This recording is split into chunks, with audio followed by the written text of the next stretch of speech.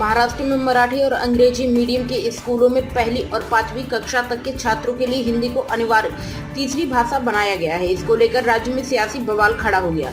राज ठाकरे की पार्टी महाराष्ट्र नवनिर्माण ने कहा कि वह इसका पुरजोर विरोध करती है। पार्टी सुनिश्चित करेगी कि इसे लागू न किया जाए। इसी बीच अब महाराष्ट्र के उप मुख्यमंत्री और एनसीपी के प्रमुख अजित पवार ने कहा कि जो लोग इस फैसले का विरोध कर रहे हैं वे वास्तविक मुद्दा न होने के कारण अनावश्यक विवाद खड़ा कर रहे हैं। पवार ने शुक्रवार को पिंपरी चिंचवड़ में चापेकर बंधुओं को समर्पित एक राष्ट्रीय स्मारक के उद्घाटन के मौके पर कहा, मराठी हमारी मातृभाषा है और राज्य में हमेशा से इसे पहली प्राथमिकता दी जाएगी। कुछ लोग हिंदी भाषा को लेकर विवाद इसलिए पैदा कर रहे हैं क्योंकि उनके पास और कुछ करने को नहीं है। पूरे देश में अंग्रेजी का व्यापक रूप से इस्तेमाल होता है और इसी तरह कई राज्यों में हिंदी बोली जाती है। हालांकि इस बात पर विवाद है कि हिंदी राष्ट्रभाषा है या नहीं, मैं उसमें नहीं पढ़ना चाहता। पवार ने मराठी भाषा को बढ़ावा देने में केंद्र की भूमिका का जिक्र करते हुए कहा, प्रधानमंत्री नरेंद्र मोदी ने ही मराठी को शास्त्रीय भाषा का दर्जा दिया।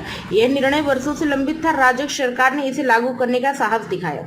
उन्होंने कहा कि भाषा को और बढ़ावा देने के लिए मुंबई में मराठी भाषा भवन स्थापित की योजना पर काम जारी है। एक्स पर पोस्ट में लिखा था कि मैं ये स्पष्ट करना चाहता हूँ कि मनसे इस निर्णय को बर्दाश्त नहीं करेगी। हम केंद्र सरकार के हर चीज को हिंदीकृत करने के प्रयासों को इस राज्य में सफल नहीं होने देंगे।